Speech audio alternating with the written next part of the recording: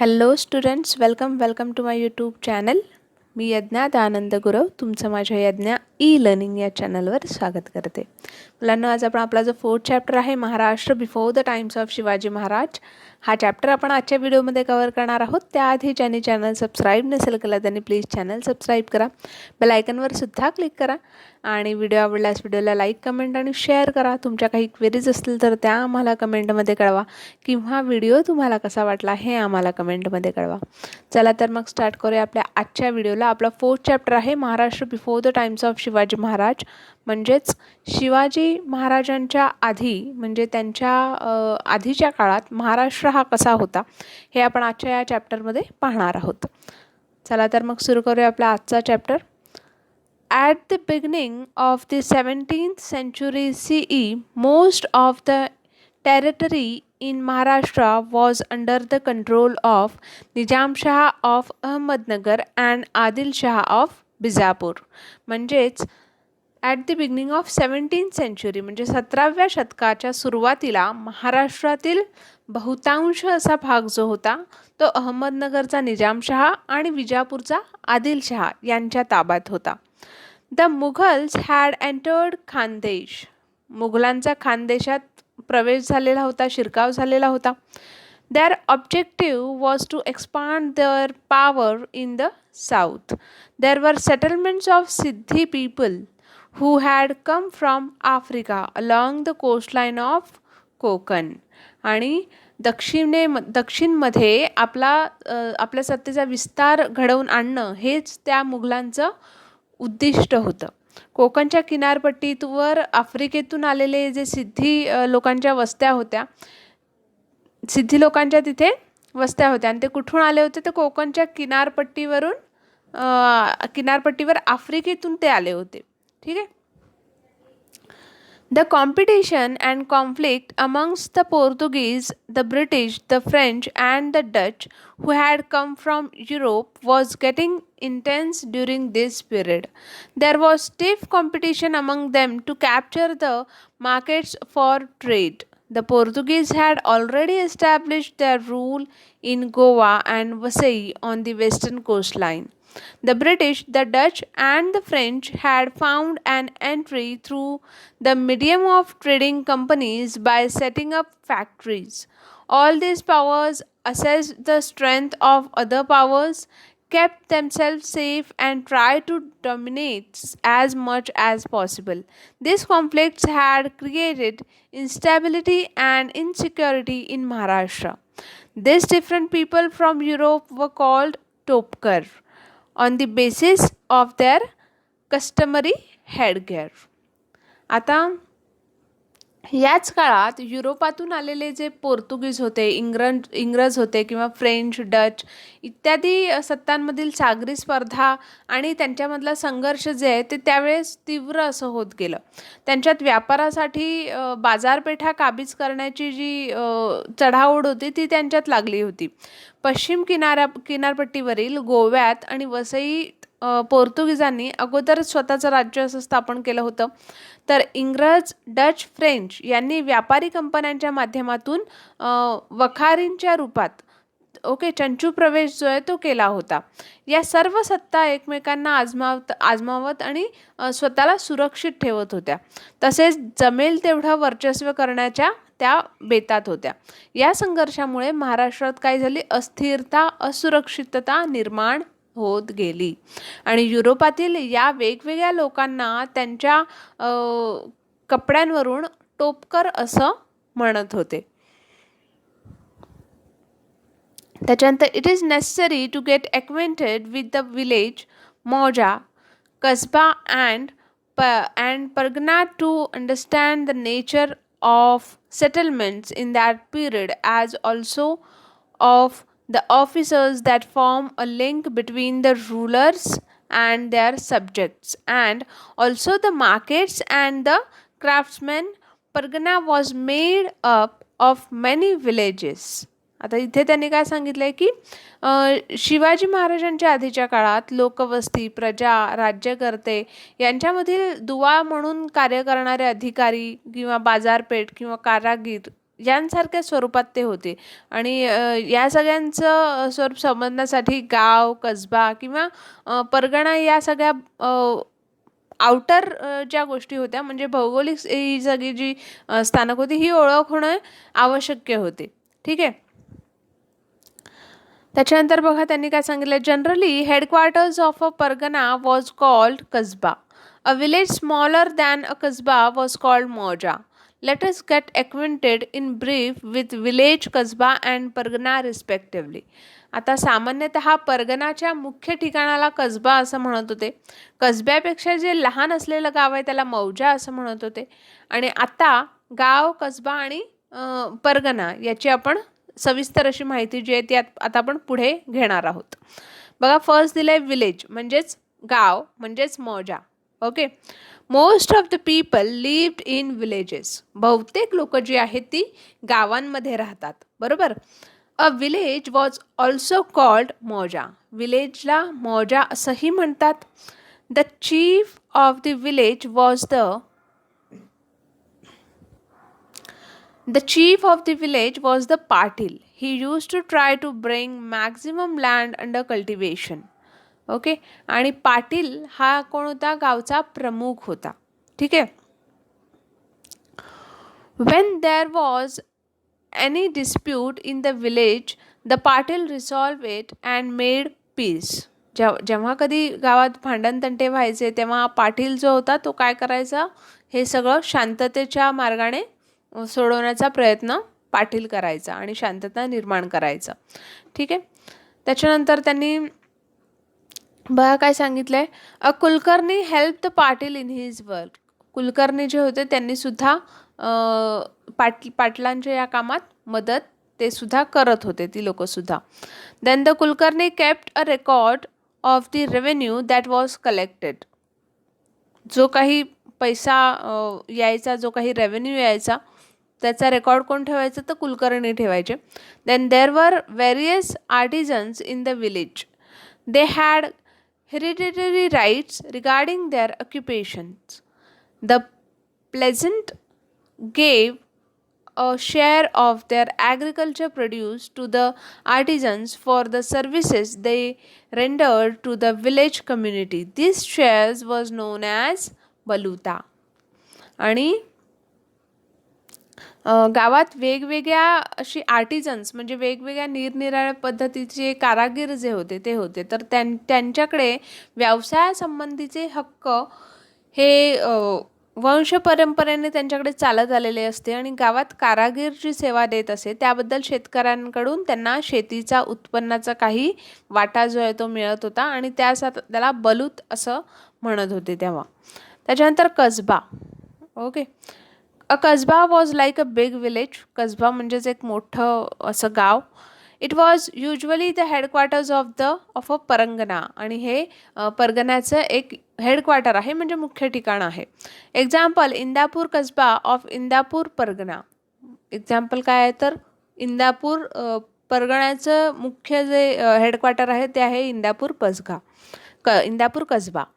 Then Wai kasba of Wai pargana were the headquarters of those pargana. Wai परगणाचं headquarter कुठे आहे तर वाई कसबा. Okay. Agriculture was the main occupation. आणि ॲग्रिकल्चर हे त्यांचं मेन व्यवसाय होता, शेती. Okay. There were skill artisans like carpenters, blacksmiths etcetera in a kasba. There was usually a market that is peth adjacent to a kasbah. The Shete and Mahajan were the watandar of the pate. Every village did not necessarily have a pate. The setting up of a pate was the job of the Sheets and the Mahajans. Job of the Shetties and the Mahajans. For that, they received some land from the government and some rights from the villagers. The Mahajan maintained the accounts of pate. आणि गावात त्यावेळेस पेठ वगैरे असं नव्हतं. ठीक आहे. तर गावाप्रमाणे कसब्यामध्ये सुद्धा मुख्य व्यवसाय हा शेतीचा होता आणि तेथे सुतार किंवा लोहार हे असे कुशल कारागीर सुद्धा होते. कसब्यालाच जोडून बाजारपेठ होती त्यावेळेस. आणि शेटे आणि महाजन हे त्या पेठेचे वतनदारी कारभारी असे होते. त्याच्यानंतर प्रत्येक गावात पेठ होतीच असं नाही आहे, पण गावात पेठ बसवण्याचे काम जे आहे ते शेट्टी आणि महाजन यांचे होते. त्यासाठी त्यांना सरकारकडून जमीन आणि गावकऱ्यांकडून काही हक्क जे आहेत ते मिळत होते. पेठेचे हिशोब ठेवण्याचं काम कोण बघतो, तर महाजन पाहत होता. Okay. Then do you know, as per the orders of Veer Mata Jizabai, a pate was established in Pashan near Pune. It was called Jizapur.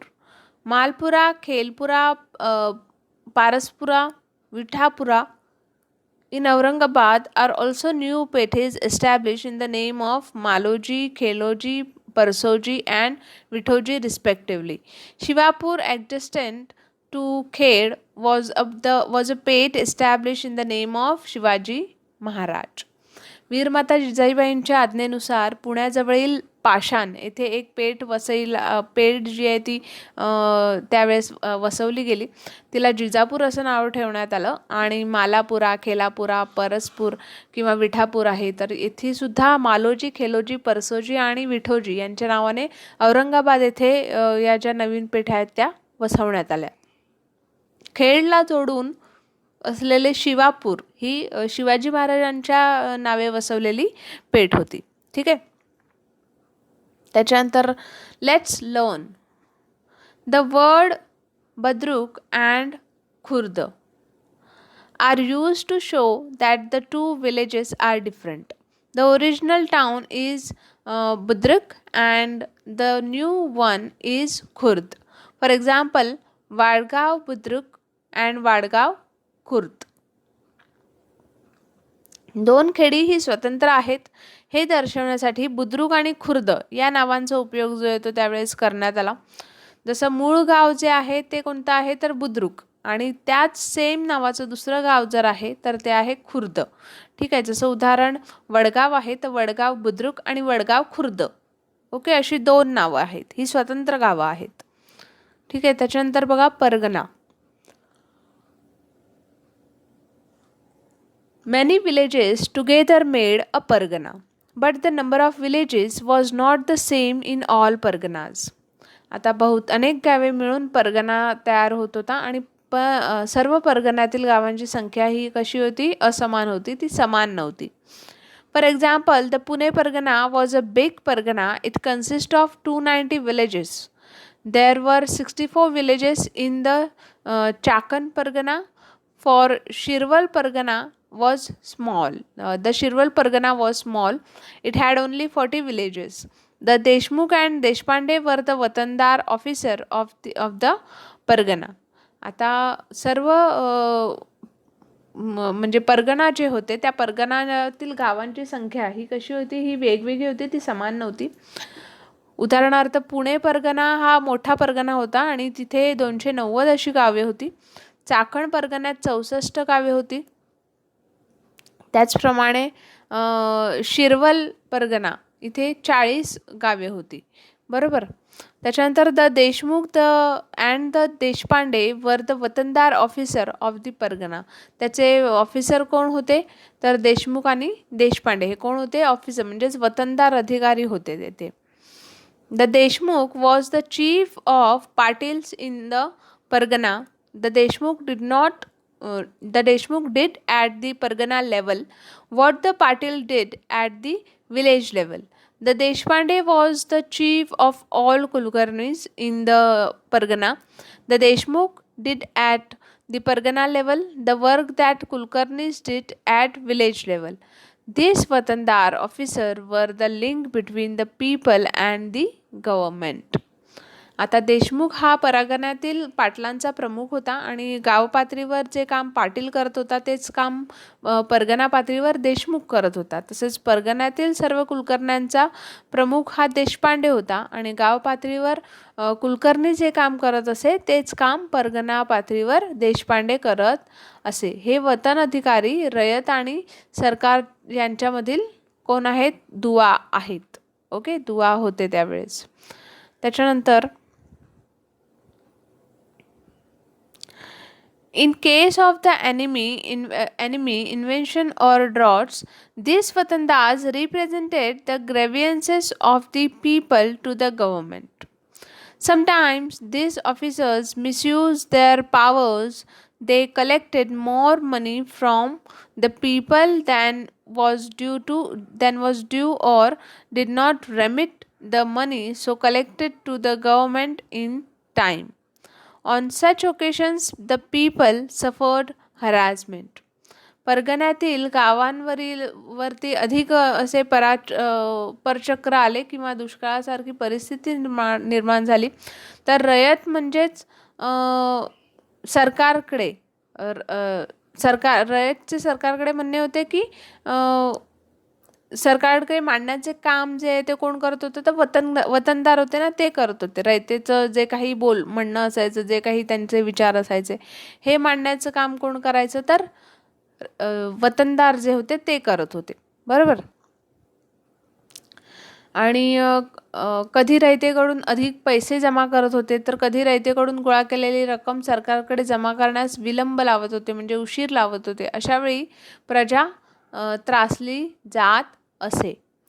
Then do you know, वतन is an Arabic word. In Maharashtra it is used is refer to hereditary land for which the holder does not have to pay revenue. वतन हा Arabic शब्द आहे आणि महाराष्ट्रात तो वंशपरंपरेने आणि कायमस्वरूपी वापरला जाणारा शब्द आहे. सारामुक्त जमीन अशी स्वतः उपभोगायची सारामुक्त जमीन असा या शब्दाचा अर्थ आहे. ओके. त्याच्यानंतर बघा, the calamity of a famine म्हणजेच दुष्काळाचे संकट. Okay. Agriculture was dependent on rain water. Agriculture कशावर डिपेंड आहे, तर रेन वॉटरवर डिपेंड आहे. बरोबर. If it did not rain crops would fail. पाऊसच जर पडला नाही तर पिकांचं सुद्धा नुकसान होईल. Right. The prices of food grains rose. It became difficult for the people to get food grain and other things. There was no folder for there was no fodder for the cattle. Water became scarce. It became difficult for people to live in the village. They were forced to live in village. Famine was a great calamity for the people. आता इथे काय सांगितलं त्यांनी की शेतात पीक जरी येत नसली ना तरी अन्नधान्याचे भाव जे आहेत ते वाढत होते. लोकांना अन्नधान्य मिळणे मुश्किल होई. जनावरांना चारा मिळणं सुद्धा मुश्किल होत होतं आणि पाण्याची तीव्र टंचाईसुद्धा त्यावेळेस निर्माण झाली होती. लोकांना गावात राहणे कठीण होते. लोक गाव सोडत लोकांवर परागंदा होण्याची वेळ जी आहे ती त्यावेळेस येत होती. दुष्काळ हे या रयतेचे सर्वात मोठे असे संकट त्यावेळेला होते. त्याच्यानंतर a great famine occurred in Maharashtra in 1630 CE. People were greatly distressed due to this famine. It has been described in these words. People were ready to sell themselves for a piece of a bhakri, but there was nobody to buy them. There was a several scarcity of food grain. Okay. Entire families were destroyed. Cattle and farm animals died. Agriculture was devastated. The famine put an end to industry. All financial transactions came to a standstill. People had to wander to faraway regions in such a livelihood. It was a great challenge to bring back to normalcy the devastated life of the people. Okay. आता काय सांगितले आहे त्यांनी इथे की महाराष्ट्रामध्ये असाच एक मोठा दुष्काळ इसवी सन 1630मध्ये पडला होता आणि या दुष्काळाने लोक हवालदिल झाले. धान्याची तीव्रता टंचाईने निर्माण होऊ लागली. लोकांचे हाल होऊ लागले. भाकरीच्या तुकड्यासाठी लोक स्वतःला विकून घेण्यास तयार होते, पण विकत घेणाराच कोणी नव्हता, असे वर्णन वाचायला मिळते.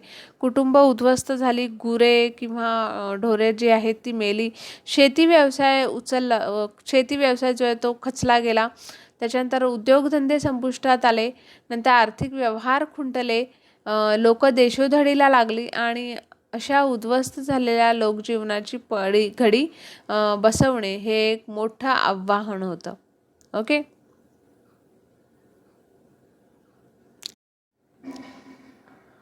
ओके, सो फ्रेंड्स, त्याच्यानंतर बघा Warkari movement, the work of Warkari movements आपल्याला पुढे चॅप्टरमध्ये सांगितलेला आहे.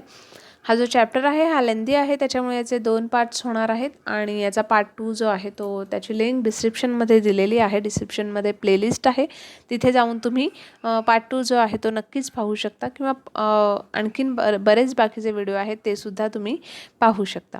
चला तर मग भेटू आपण आपल्या नेक्स्ट व्हिडिओमध्ये. तोपर्यंत take care and have a good day.